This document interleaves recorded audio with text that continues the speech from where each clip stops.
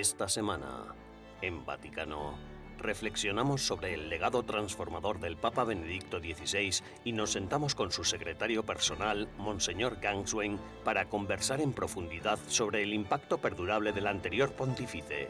Además, descubriremos el proyecto Verdad y Belleza, una experiencia católica única que sumerge a jóvenes profesionales en el corazón de Roma. Todo esto y mucho más, a continuación, en Vaticano.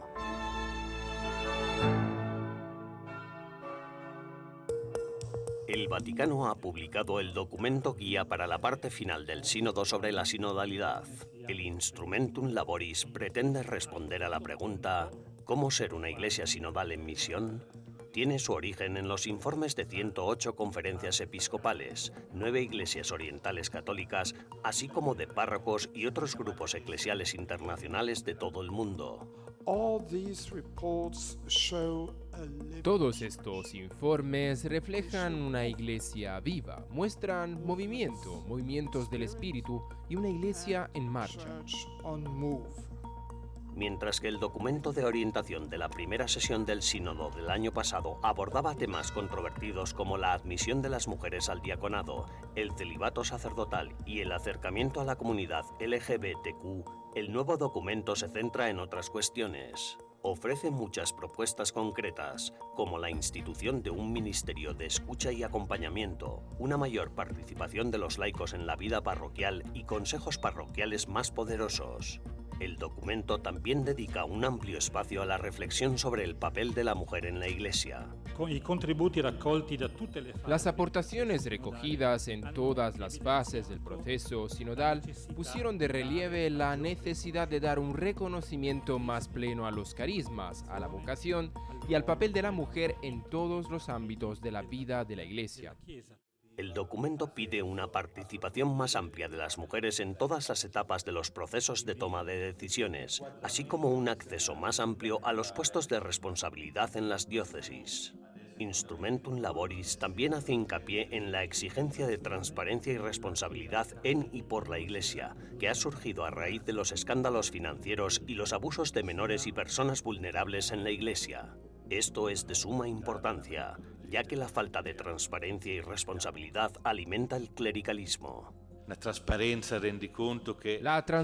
y la responsabilidad son cruciales, no solo en materia de abusos sexuales y financieros, sino en todos los ámbitos, incluida la planificación pastoral y los métodos de evangelización. También afecta al modo en que la Iglesia respeta la dignidad humana, como las condiciones de trabajo dentro de sus instituciones, que es una cuestión importante. Este recién publicado documento será objeto de oración, conversación y discernimiento por parte de los participantes en la segunda sesión del Sínodo de los Obispos, que se celebrará a lo largo del mes de octubre en Roma. Su finalidad es ofrecer orientaciones al Papa. Cabe esperar que la Asamblea de octubre produzca también un documento final que será entregado al Santo Padre para una posible exhortación.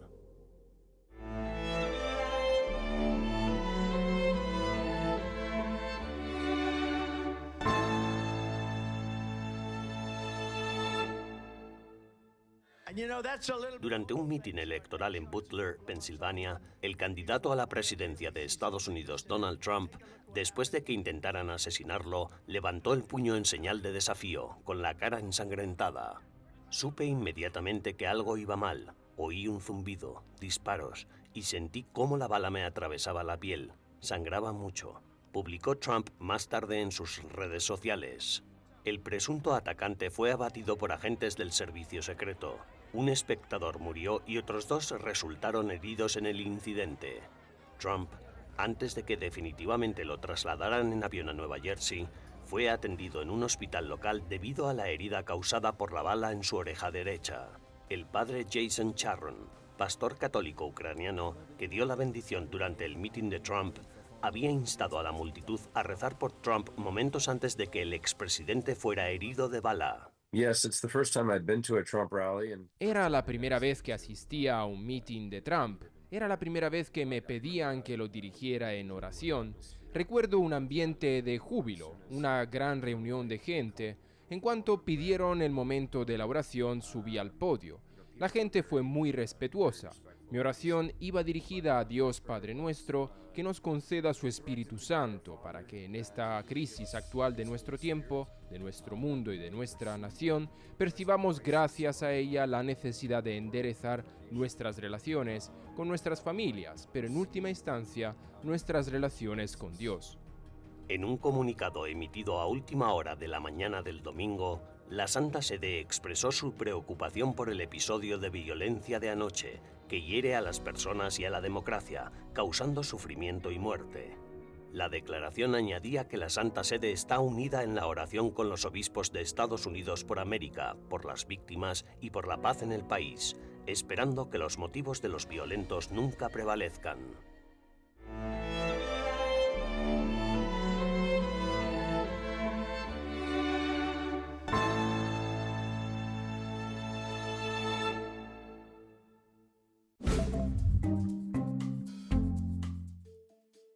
Hola y bienvenidos al Vaticano Updates de esta semana, las noticias más importantes del Santo Padre y del Vaticano.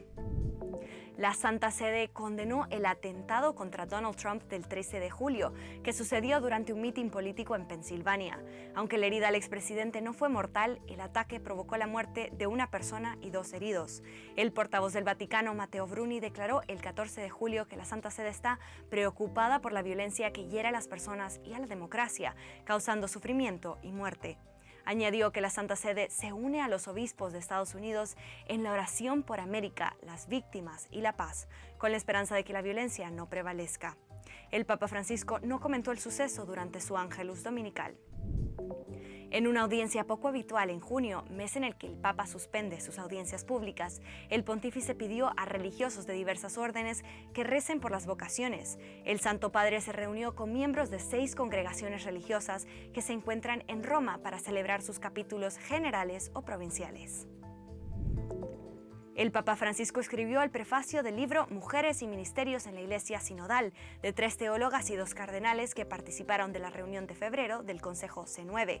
El libro aborda el clericalismo que afecta tanto a los ministros ordenados como a los laicos.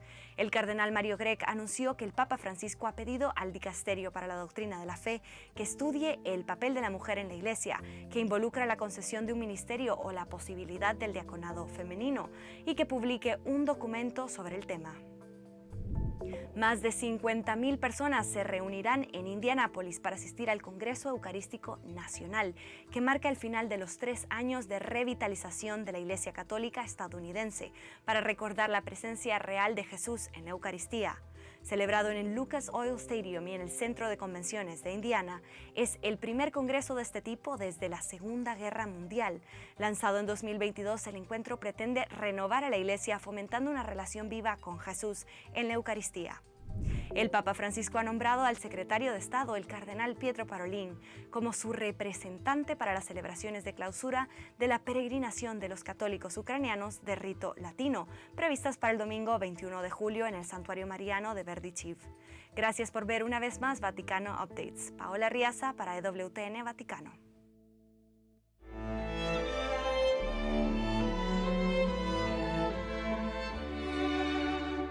En unos momentos regresamos con una reflexión sobre el legado del Papa Benedicto XVI en Vaticano.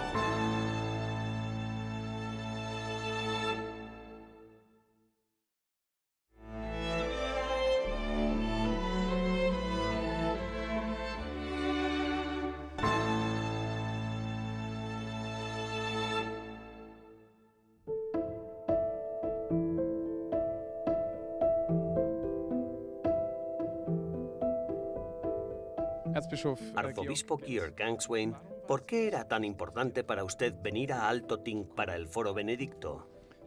Su pregunta me sorprende. No fue ninguna sorpresa que el arzobispo Georg Gangswein se alegrara de venir a Alemania para participar en el segundo Foro Benedicto XVI. Para mí es una obligación de conciencia transmitir lo que viví con él, lo que en términos de herencia y tesoros nos dejó, porque para los católicos, para la Iglesia, para el pueblo, es un gran regalo.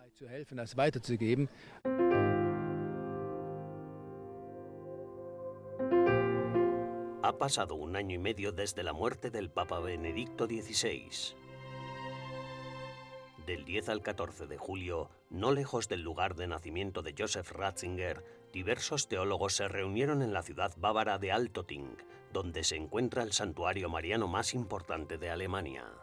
El motivo de esta conferencia que celebramos aquí en Altötting es recordar la gran herencia que nos ha legado el Papa Benedicto XVI. Escribió el bestseller Introducción al Cristianismo, al que nosotros hemos modificado un poco el título llamándolo Orientación hacia el Cristianismo. La gente necesita orientación hoy en día y eso es lo que intentamos ofrecer basándonos en los escritos de Joseph Ratzinger, Papa Benedicto XVI.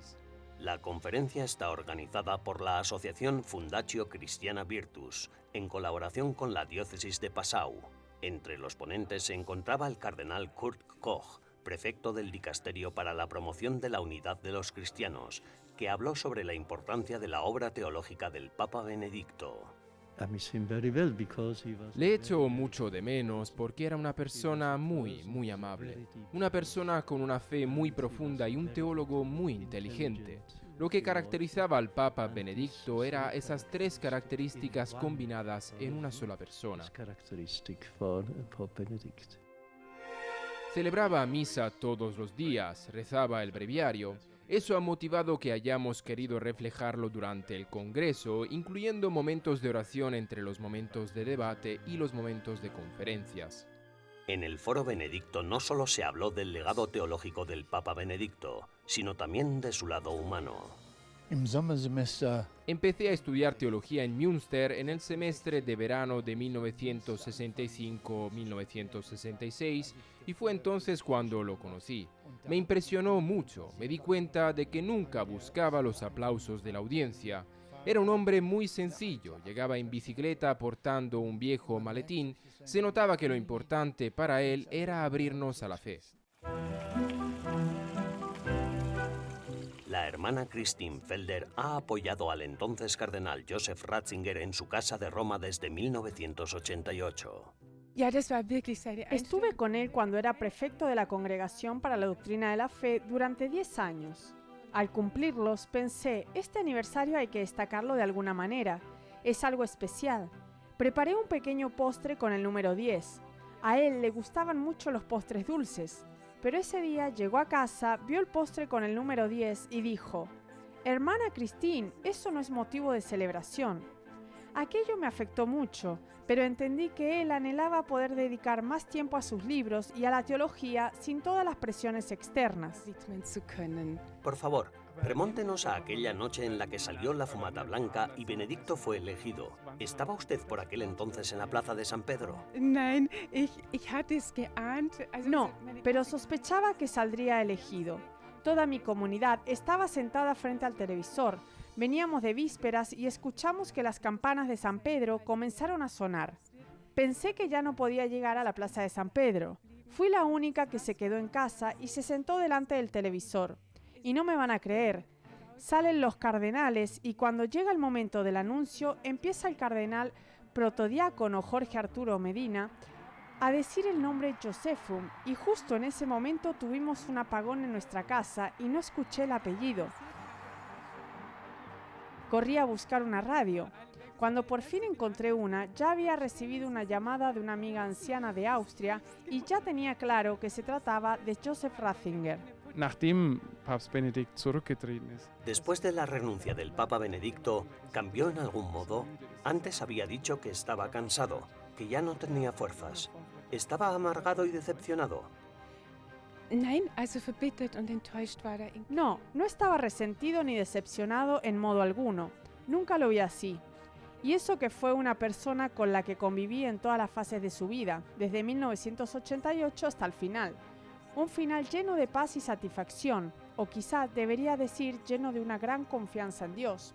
Su dimisión como papa fue una decisión que tomó ante Dios y yo creo que siempre se sintió en paz con Dios.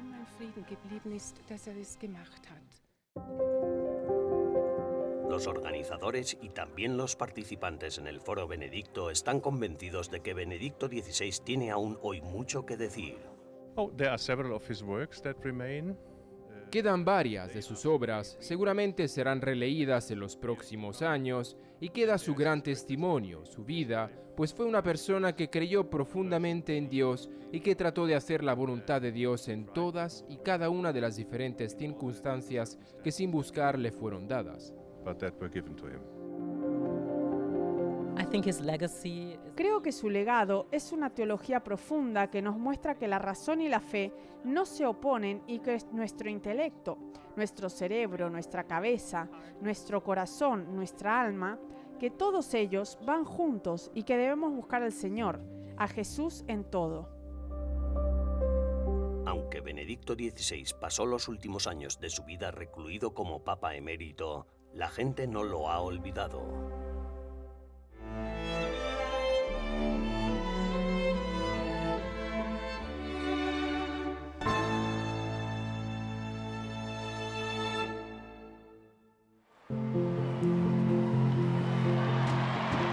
El arzobispo Georg Gangswein fue secretario privado del Papa Benedicto XVI durante 19 años. Casi nadie de Alemania estuvo tan cerca del Papa como él. En el foro Benedicto XVI, celebrado en Altötting, Baviera, Gangswein habló con Andreas Tonhauser, director de la oficina de EWTN Vaticano. Herr Erzbischof, Sie brauchen eigentlich gar keine Arzobispo Gangswein, usted no necesita presentación, porque es bien conocido. Ha acompañado al Papa alemán durante mucho tiempo, pero sobre todo ha estado siempre a su lado.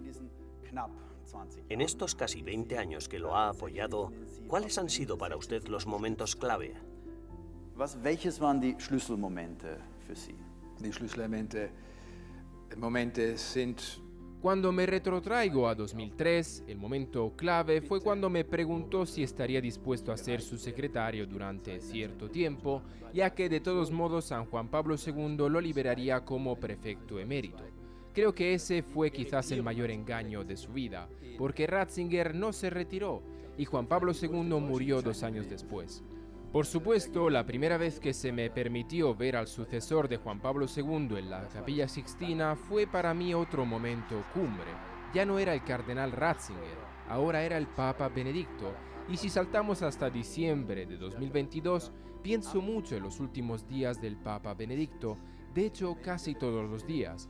Son momentos o recuerdos que vienen, volens, nolens, es algo que me llena, pero por supuesto entre medias pasaron otras muchas cosas. Después de todo, era un hombre de fe. ¿Puede decirnos algo más sobre cómo vivió su fe? Es ist ganz einfach. Also hat so geschrieben.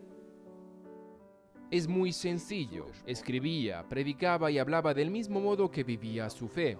Sencillo, claro, convincente. No solo era un gran hombre de letras, sino también un fiel hijo de la Iglesia por la forma en que vivía su vida espiritual. El ejemplo sencillo: Santa Misa, Rosario, Breviario, Adoración, Acción de Gracias después de la Misa, lectura espiritual, nada fuera de lo común. Esa era su rutina, independientemente de si afuera estuviera nevando, si por dentro la cosa se complicara, tan sencillo como seguir esa rutina que lo formó a él y a los demás. Así era como creaba el ambiente adecuado. Como austríaco, también conozco los prejuicios contra nuestros vecinos alemanes. A algunas personas mezquinas les gustaba utilizar analogías militares para describir al Papa Benedicto, pero usted dice que no era duro en absoluto, sino muy amable. Wer Papst Benedikt. Cualquiera que haya conocido al Papa Benedicto, aunque sea un poco, debe decirlo. La imagen que se ha vendido del cardenal Panzer o del Rottweiler de Dios es una de las peores distorsiones que se convirtió, como se dice en periodismo, en una narrativa que desgraciadamente ha dejado huella. Bastaba con mirarle a los ojos para darse cuenta de que allí había mucha indulgencia. Hoy esas imágenes tienen más impacto que las palabras, imágenes que perduraron hasta el final de su vida. Einfach das bis zum Schluss des Lebens angehalten. Wie haben Sie ihn in den letzten...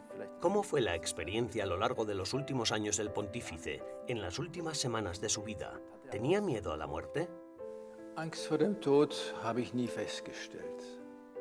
Nunca percibí que la tuviera, tal vez preocupación, pero en realidad en su alma, en su corazón, estuvo alegre hasta el final. Lo más difícil para él fue tener que aceptar que al final ya casi no podía hablar de forma inteligible, que su lengua le fallaba.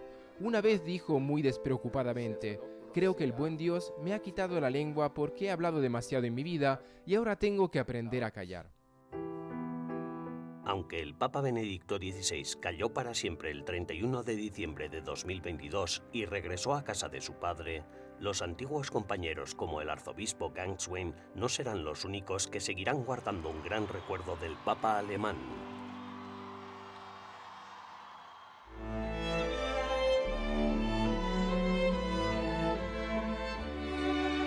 Tras una breve pausa, volveremos para explorar el papel central que la ciudad de Roma ha tenido en la evangelización a través de la verdad y la belleza.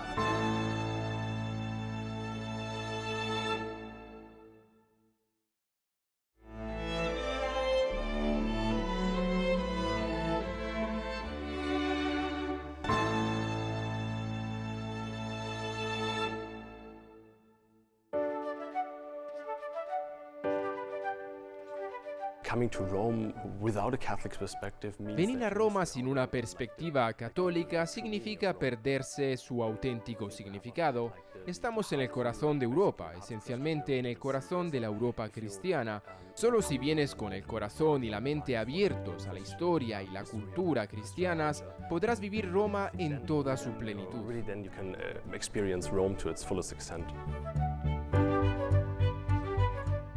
Roma ocupa un lugar central en la iluminación de los principios católicos de la verdad y la belleza, sirviendo como epicentro histórico y espiritual de la fe. La ciudad guía a todos los que la visitan hacia la verdad y la belleza últimas, como mejor expresa el salmista en el Salmo 27:4. Todo lo que pido y busco es habitar en la casa del Señor y contemplar su belleza por los siglos de los siglos. Grupos de peregrinos, turistas y estudiantes acuden a la ciudad eterna durante todo el año para visitar sus iglesias y monumentos históricos y experimentar la increíble belleza de Roma. Con más de 900 iglesias, la belleza y la estructura de la ciudad son inseparables de la fe que yace en su corazón. Uno de estos grupos de peregrinos que visitan Roma son los participantes en el proyecto Verdad y Belleza, un grupo de jóvenes profesionales católicos que participan en una inmersión de una semana de duración en la ciudad. El proyecto Verdad y Belleza fue fundado por John y Ashley Noronha hace 7 años. La idea detrás del proyecto Verdad y Belleza surgió al darnos cuenta de que no existía ningún programa integral en el que uno pudiera comprender realmente su identidad cristiana desde los diferentes aspectos existentes, de reunir los diferentes campos del conocimiento, y no solo el conocimiento, sino también de la vida práctica, para saber cómo vivirla en un mundo que está presentando la felicidad y la belleza bajo una luz muy diferente de lo que es la verdadera historia cristiana. Yo llamaría al proyecto Verdad y Belleza una escuela de vida cristiana porque consiste en vivir una experiencia de una semana en Roma que realmente responde a las preguntas que creo que resuenan en todos nuestros corazones humanos. ¿Por qué estoy aquí? ¿Cuál es el sentido de la vida? ¿A qué me llama Dios? El rico tapiz de arquitectura antigua, arte y patrimonio cultural de la ciudad revela el legado histórico de la iglesia. Si paseas por Roma, ves la continuidad entre los tiempos antiguos, los precristianos, para luego caminar unas calles más adelante y ver también lugares que eran templos paganos o zonas paganas de la ciudad, como el Panteón, que luego se cristianizaron y ahora son hermosas iglesias. La grandeza de la Basílica de San Pedro, con su cúpula diseñada por Miguel Ángel, es un testimonio de la búsqueda de la verdad a través de la belleza. Cada detalle, desde los intricados mosaicos hasta las estatuas que adornan la basílica, refleja un profundo mensaje teológico, encarnando la creencia de que la belleza es un camino para experimentar lo divino y comprender verdades más profundas sobre la creación de Dios. Y estos edificios ofrecen el santuario y la paz del silencio para contemplar lo divino, algo que en las grandes ciudades de hoy en día parece cada vez más complicado. Ser capaz de alejarte y adentrarte en estos espacios que son mucho más antiguos que tú y mucho más grandiosos que tú, te ayuda a recordar que formas parte de una historia más grande y de algo mucho más grandioso que tu propia vida particular. A través del arte, la Iglesia ha comunicado conceptos teológicos complejos de una manera accesible y profundamente conmovedora. Esto concuerda con la idea católica de que la belleza puede conducir al alma humana hacia la verdad, ya que el arte trasciende las palabras y evoca una respuesta emocional y espiritual directa. Si estamos hechos a imagen y semejanza de Dios, ¿qué significa eso realmente y qué hace Roma para contarlo e invitarnos a comprender esta historia? ¿Qué significa para nosotros esa identidad y cómo la vivimos como cristianos? Cada experiencia nos brinda la oportunidad de retroceder en el tiempo, de volver a la historia para formar parte de la continuidad de 1900 años de peregrinación y ser transformados. Peregrinos de todo el mundo, atraídos por el deseo de conectar con las raíces de su fe y ser testigos de primera mano de la sublime belleza que se ha cultivado a lo largo de los siglos, acuden en masa a la ciudad eterna. Roma se erige en el faro de la convicción católica de que la belleza no es meramente estética, sino que está íntegramente ligada a la búsqueda de la verdad, ofreciendo un profundo encuentro con lo divino a través del esplendor de sus espacios sagrados.